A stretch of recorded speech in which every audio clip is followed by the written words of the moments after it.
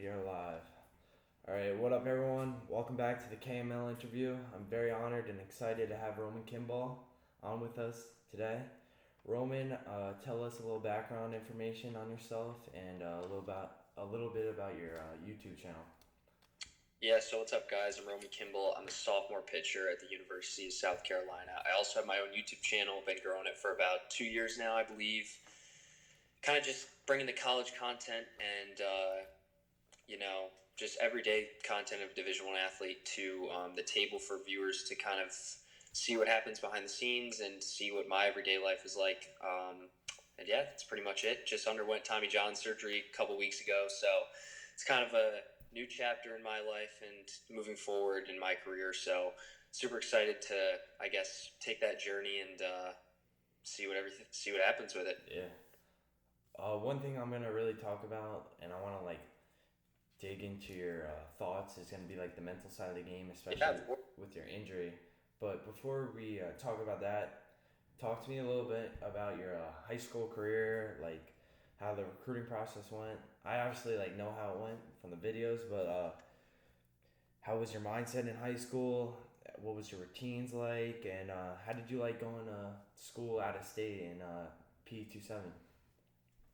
Yeah, so to start, originally went to New Hartford High School in Central New York.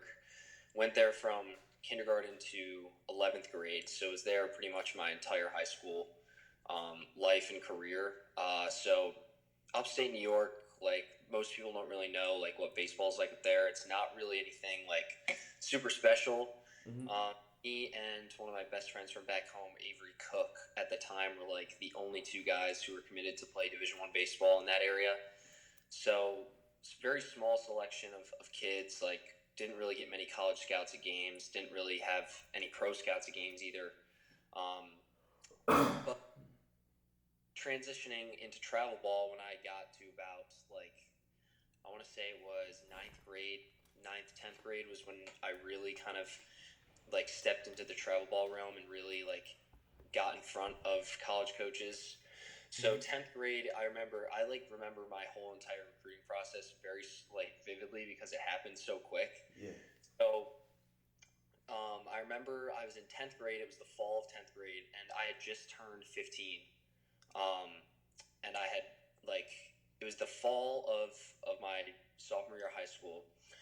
And all the tournaments at that point are kind of rounding up because it's the end of the year before the winter.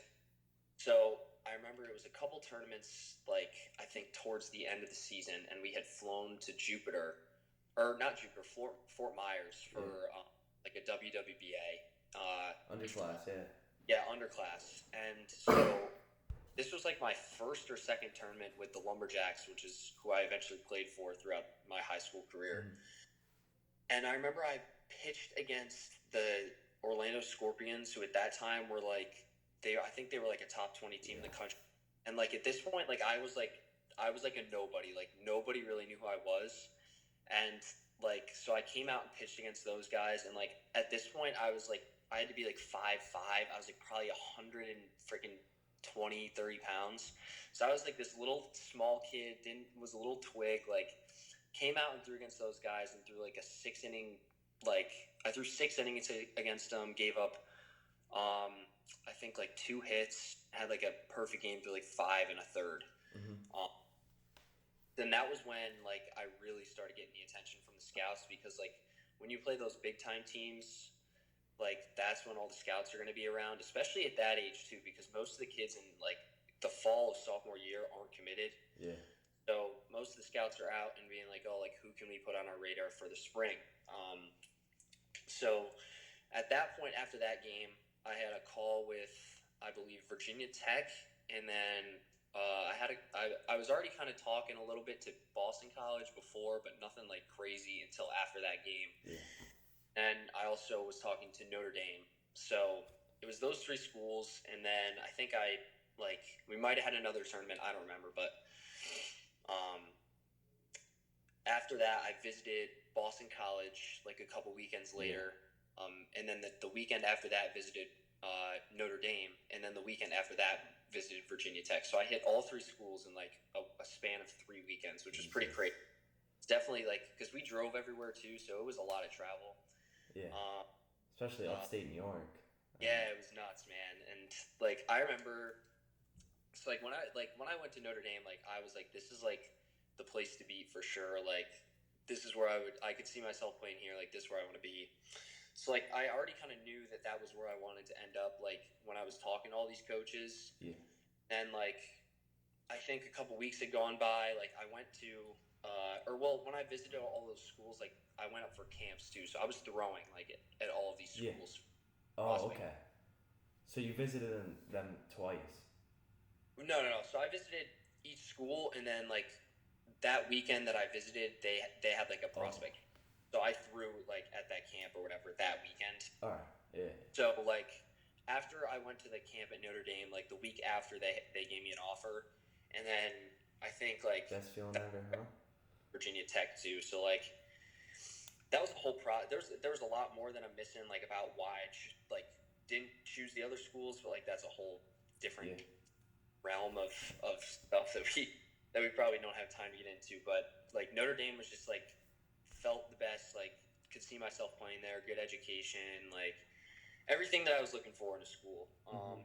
It was a small campus, like beautiful campus, like still to this day, like so ended up committing to Notre Dame in my fall sophomore year. I just turned 15, and like honestly, like I literally think the whole recruiting process is literally all about being in the right place at the right time, performing in the big games, and just making sure that you're on a good travel team where you know you're going to play and get exposure. Because like I see kids all the time who are playing with travel teams, and like it's like they're playing for like the Canes like subdivision team, and it's like you're paying money to like the Canes organization so they can fund their national team, and you're not going to get any exposure at all. So like you got to find a team that you're going to play for, and I think really being in the right place at the right time has a lot to do with it. Because like if I wasn't in Florida at that weekend, like who knows what my recruiting stats would have been like out of high school. Like I could have ended up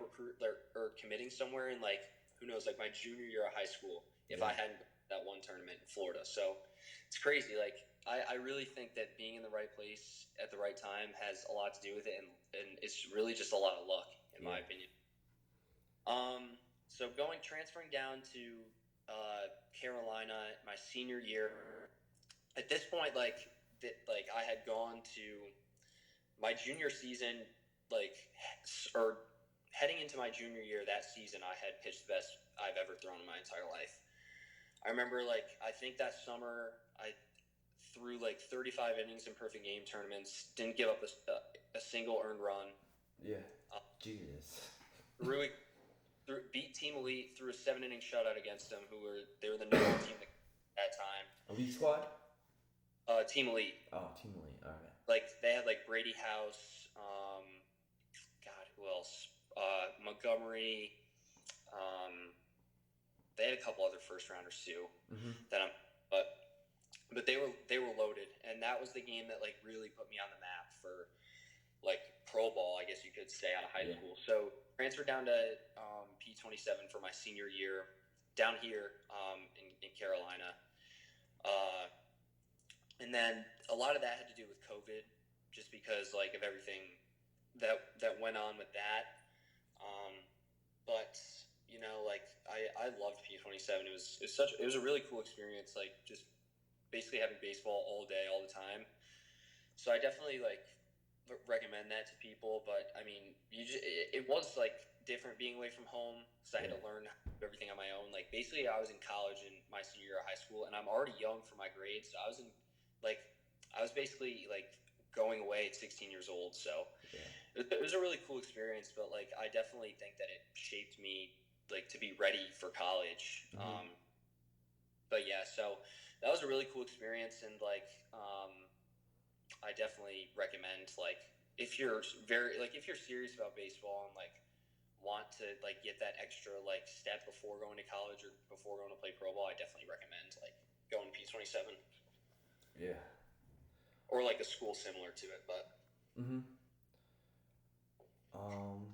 To dig deep into you in high school, talk about a little bit, if if you can, about your mindset on the mound. Like what you're Yeah. thinking. Do you how do you react to a bad pitch?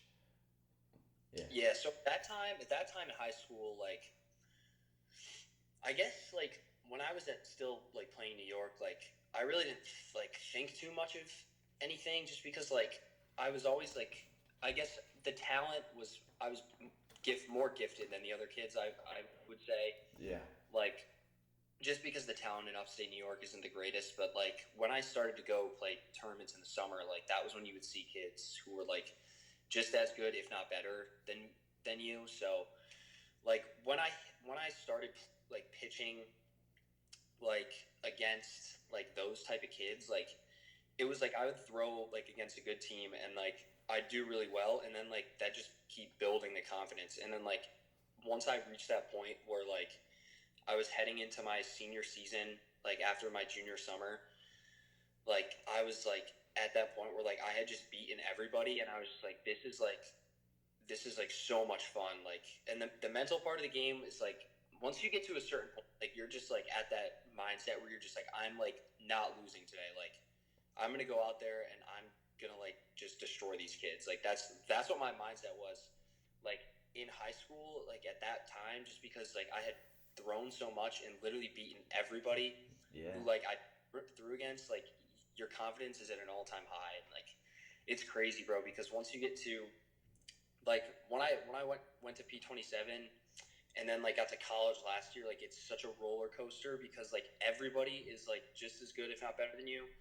So it's crazy, man. Like it's a cool experience though. Like it definitely has shaped me to be the way I am now, and like the way I've dealt with the injury. It's like it's crazy how much like that mental side of the game has like influenced me today, like to become the player and person I am now, just from all those like roller coasters. Like when I was at P27 and like doing all that like that draft stuff or whatever, like dude, that was such a toll on mentally, because like if you threw bad, like I remember like when I went to the combine, I didn't throw good at all, and like that was like the event for like the draft. Yeah. And like dude, like that's really hurt me. Like Man. I might have just thrown away all my stock, you know what I'm saying? So like it's definitely like there's definitely lots of highs and lows, especially like if you're at like that caliber like of like play. Yeah. It's also like, I mean, dude, like obviously there's no excuse for like looking back at it, like I can't make any excuses for like the way I threw like at certain points, but like I was so young, dude, like having those like I was 17 going through all that stuff. Like I can't imagine like being like even younger than that, like going through that. I was like at that point I was the youngest. I think I was the youngest draft eligible high schooler, like in the draft that year.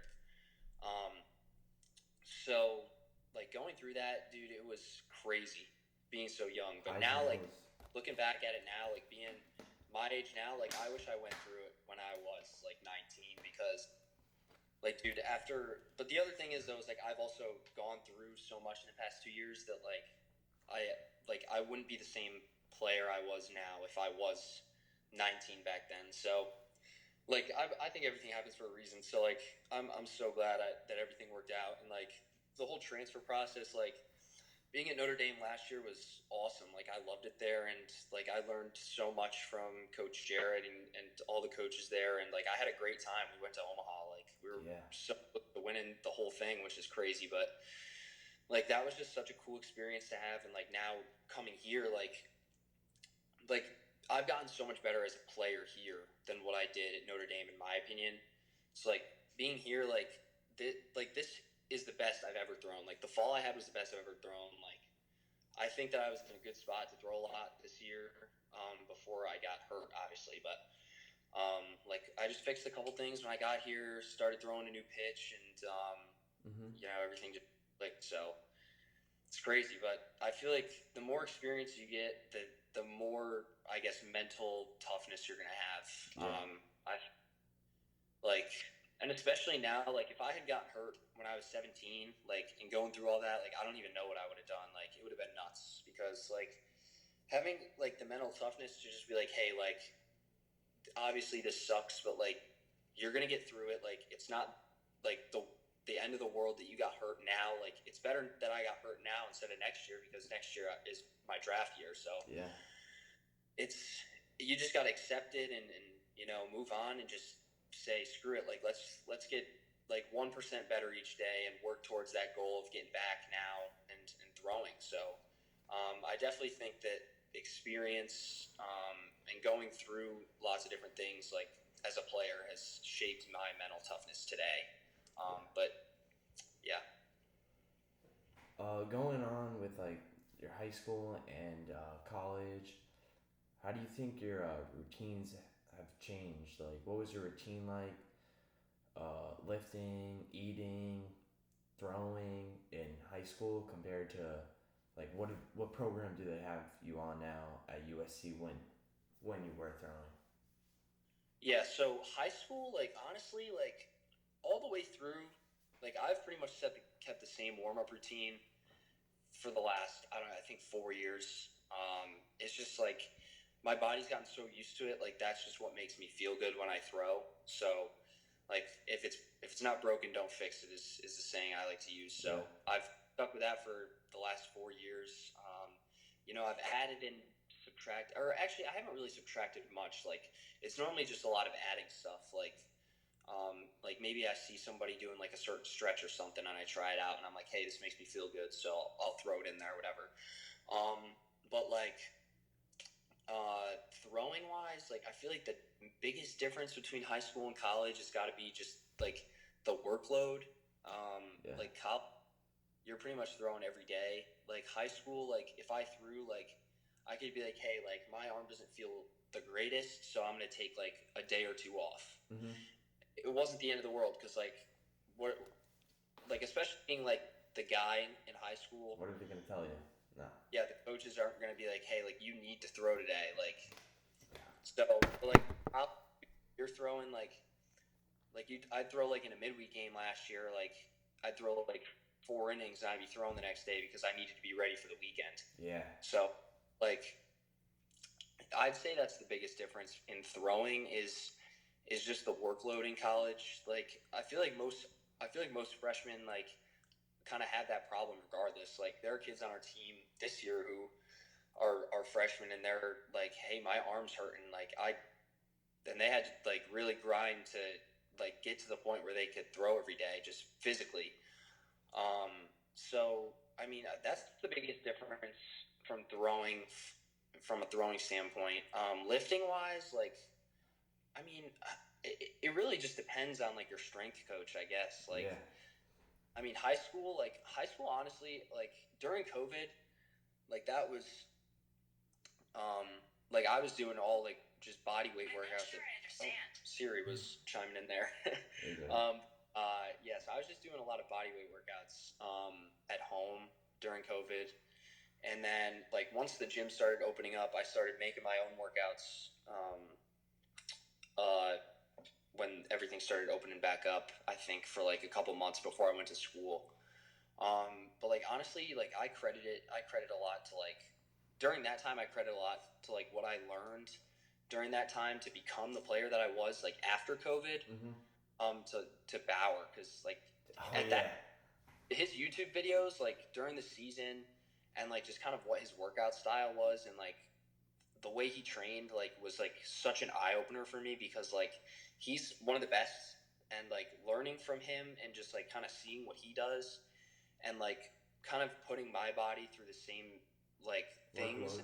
Yeah, same workload. It's like, dude, like this is like where I need to be, like in college. Yeah. If I can get to be this, like the way he is in high school and going into college, like I'm gonna have such an advantage over everybody else. So that was I kind of started to like really kind of dig deep into like, hey, like what can I do to like get to be the best player that I can be? Like that was kind of what COVID for me was all about, was just like digging deep into the small stuff, like a lot about the mental game, which I know you want to get to later, so I'll kind of talk here, but a lot of the mental game, some physical aspects that I could do on my own while at home, and like obviously can't go out and do anything. So like this was pretty much all I was doing. And then just like researching like different things and like watching a lot of video.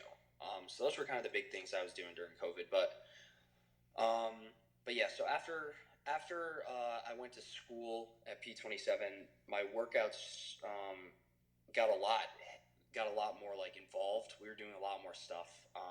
But the coaches at P27 like did our lifts, and then Notre Dame, our strength coach was a little different from what I was doing because we did a lot more like, I guess, like athletic type lifting. Like it wasn't very like explosive, like workout. Sports, yeah, it wasn't like sports specific to baseball. Okay. Which in my like personally, I didn't really like that too much, but that's just me. And then here at South Carolina, it's a lot of baseball oriented stuff. Yeah.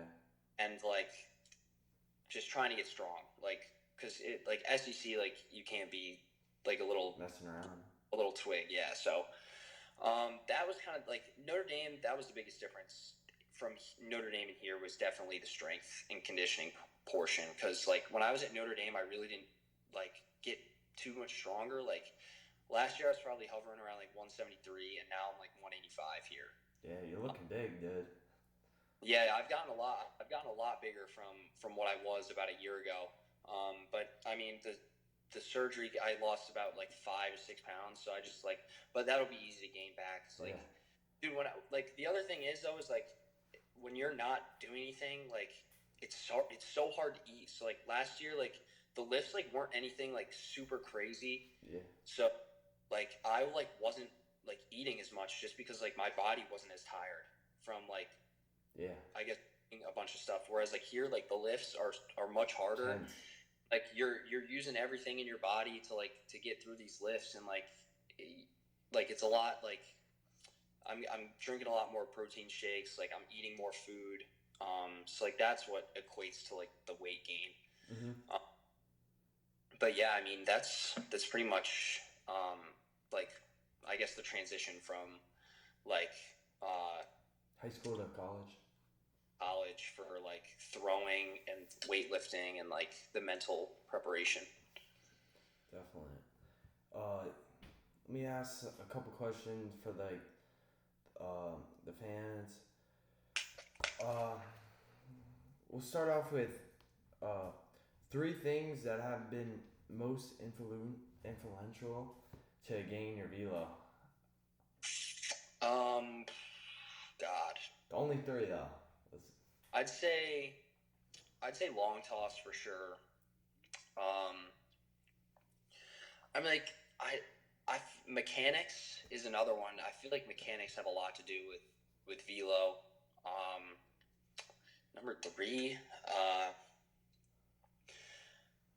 I'd say like either arm care or lifting. One of the, I mean probably both. I'd say like I guess that's 4, but yeah, those 4 things are the biggest like components.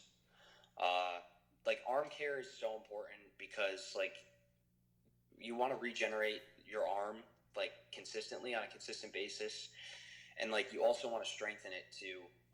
So that's why I kind of put arm care and lifting side by side, because like you want to get stronger and you also want to heal. But I mean long toss, I feel like I don't know, like as I grew older and you know like just kept gaining arm strength, like I credit so much to long toss. Like I long toss before I start to get loose. So like I don't know, it's just all a feel thing. Like some people like don't long toss, like they just don't like it. Like for me personally, like I think long toss has been a huge benefactor for me gaining velo, just because it builds layback. You get used to feeling your whole body like in a throw, and then you also like get to feel like a quick arm speed. So like we were actually talking about this I think in the training room. It was either today or yesterday, but we were talking about how like Driveline has like basically what they've done is they've made heavy balls and light balls. So like what the heavy balls are for is to like increase your arm strength, to like get you used to throwing a ball that's not as light as the other one, but it'll strengthen. Basically, what they want you to do is strengthen your arm by throwing the heavier ball, and then the lighter ball. What that does is it gets your arm used to moving quicker with a similar like substance. And so yeah, similar shape. That was the word I was looking for. But like that's basically what Driveline has done. But I feel like long toss is also kind of similar because like the only difference is like the weighted balls. But I feel like long toss, like you're using your whole body, you're engaging what you need to throw hard because you need the distance. And you're also building layback, which is going to create more whip in your arm, which is going to equate to more V. So I think long toss is a huge factor in how I've gained velocity. And I've also been doing it since I was like super young. And obviously good mechanics have a lot to do with it. Like for me, like, I mean, I guess good mechanics / mobility. Like most of the guys who throw like 100 nowadays who are in the big leagues are super mobile.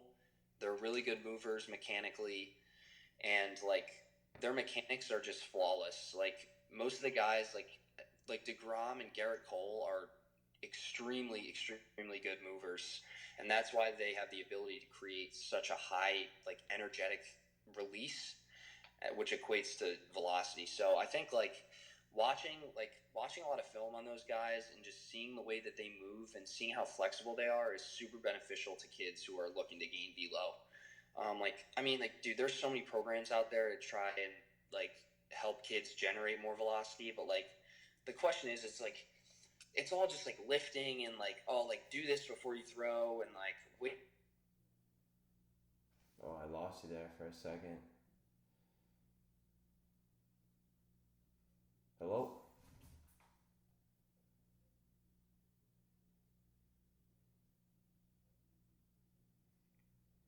I think your Wi-Fi is down, or where's mine? Give me a sec. Hold on.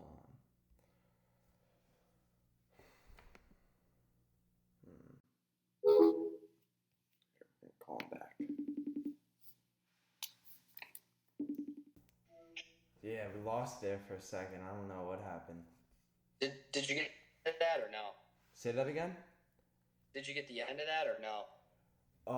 Yeah, I got what you're saying with the mechanics and Garrett Cole. To like go into that, for kids who do throwing and long toss, and let's say their mechanics are awful, are they just wasting their time?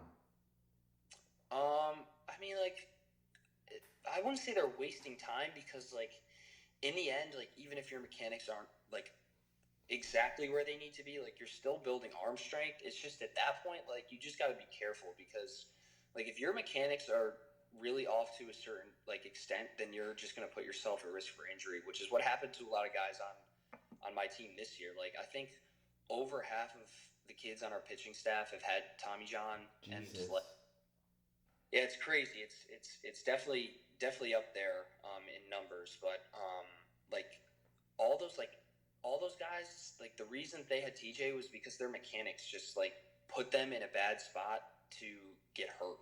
Like both of my roommates have had TJ, and like they have both gone through some mechanical changes that have kind of like lightened their risk or basically almost eliminated their risk of getting hurt. Like whereas in my case, like I think that there were a couple things that I was doing like maybe a couple years ago and maybe even last year that put me at risk to get hurt, which is why I ended up getting hurt. And then like just me throwing like on a consistent basis and throwing hard on a consistent basis was the reason why my elbow went. But like this fall, I think I fixed a couple things in my mechanics and like was really fluent with what I was trying to do. Like my mechanics were the best they've ever been this fall. Like honestly, everything that I've done was the best it's ever been this fall. Mm-hmm.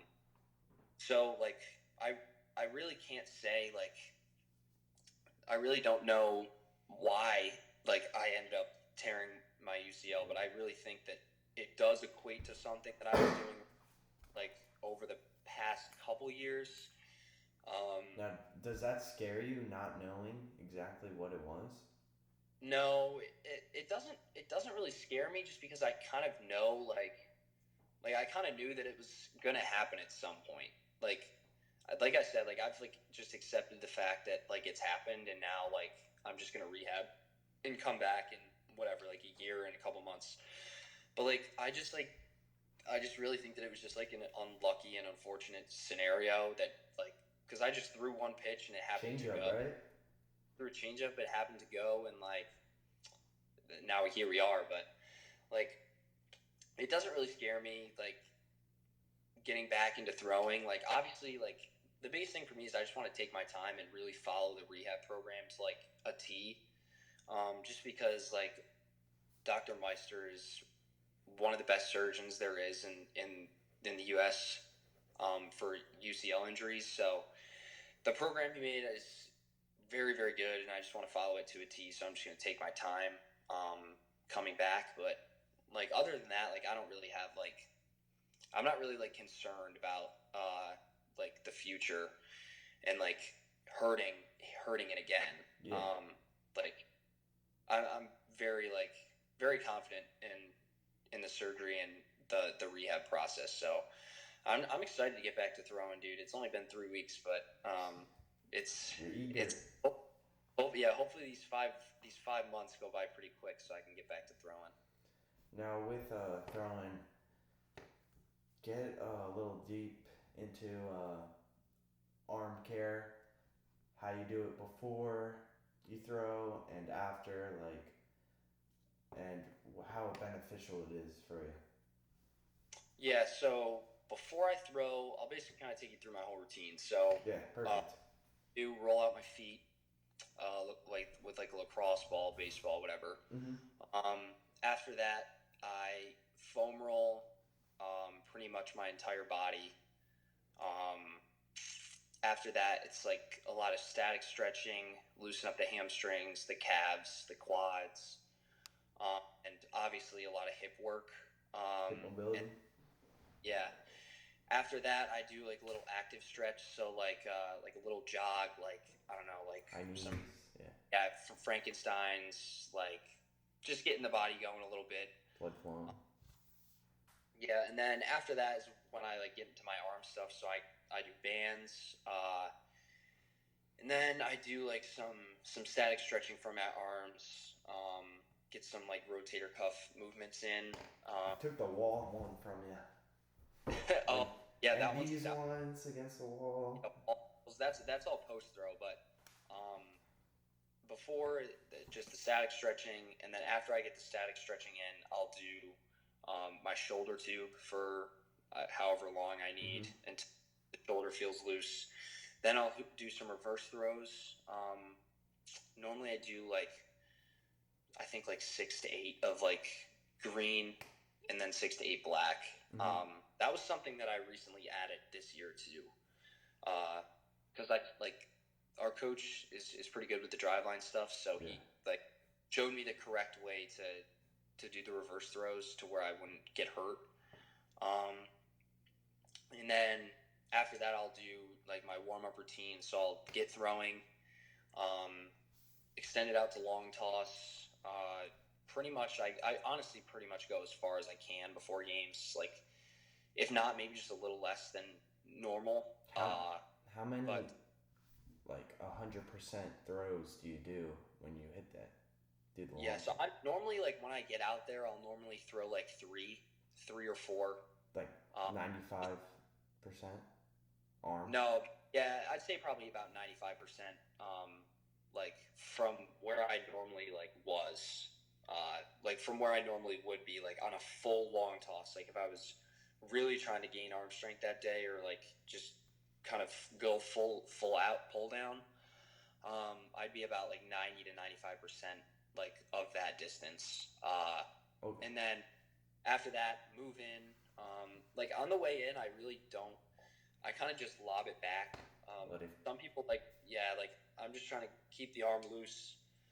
But some people do some pull downs on their way in. I feel that just wears me out, because I've tried to do that in the past, but I feel that just wears me out. So I just kind of work my way in and just like get some air under the ball. And then once I get to about 90 feet, that is when I kind of start like getting after it a little bit. And then I'll throw like a couple of each pitch on flat ground. And then after that, I'll work to the mound. Throw about like 15, 20 pitches in the pen before.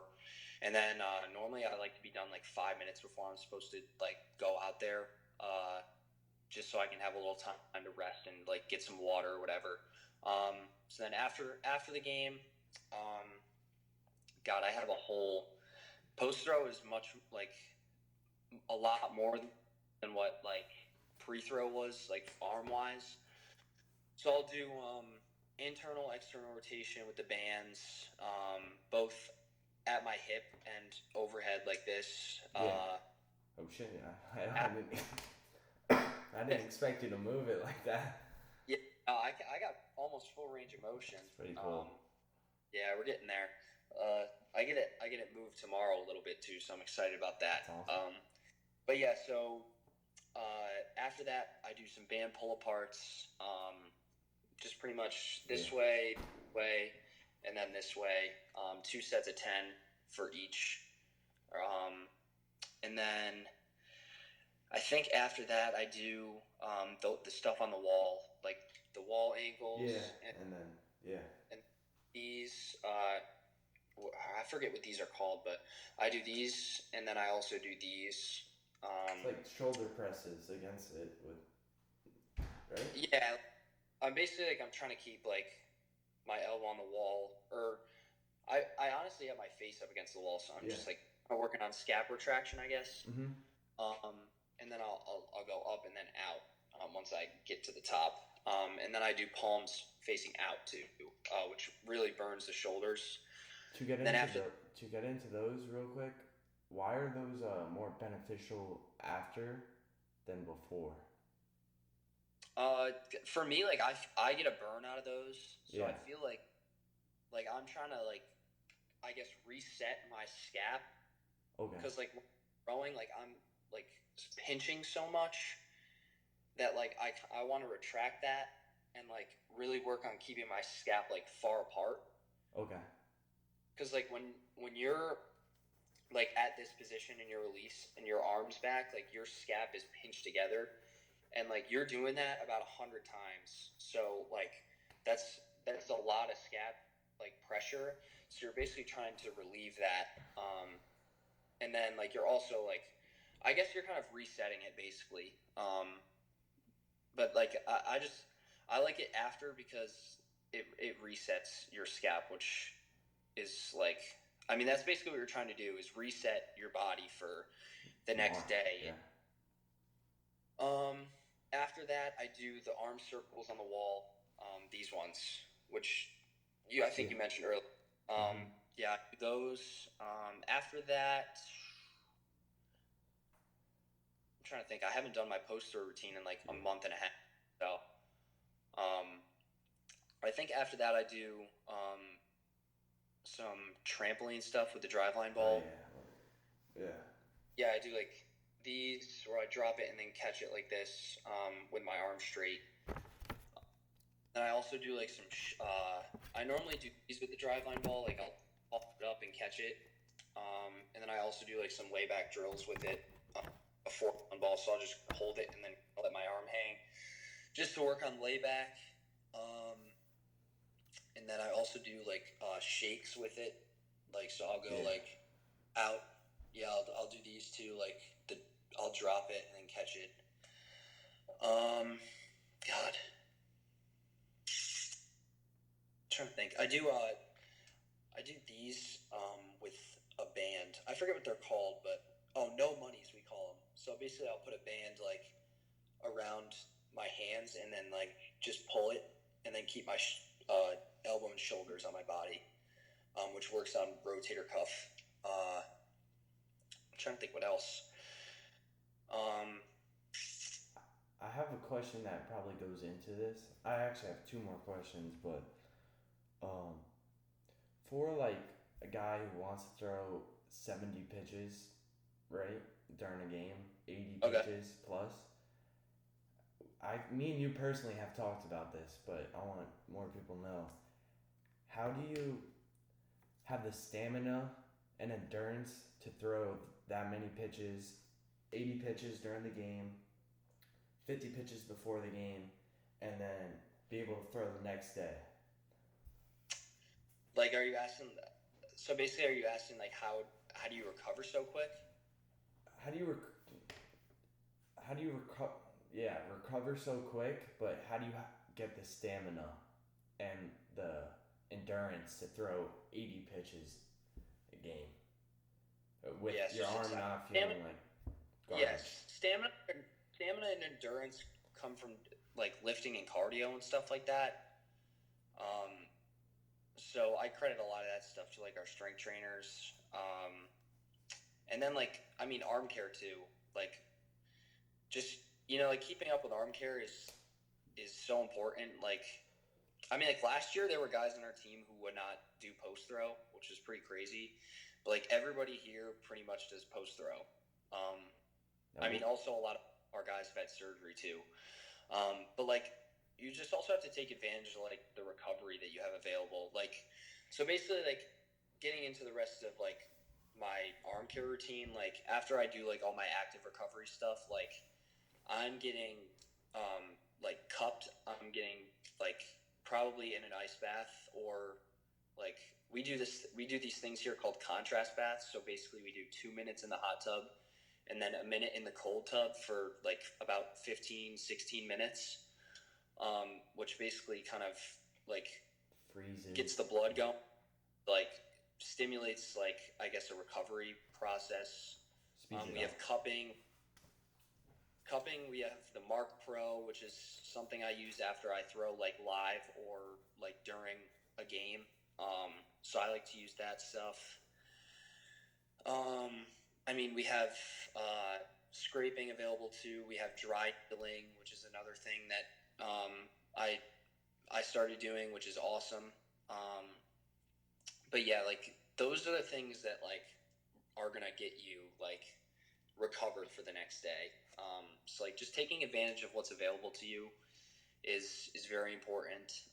But also doing like that active recovery stuff. Like once you do that after your throw, like you're basically resetting your muscle system to what it was before you threw. That's basically the goal of post throw, like active post throw. What do you do for post throw? Like like when you do post throw, obviously after, but like how long after? Is that like the next day? It depends. Like I'm doing it like after the game for sure.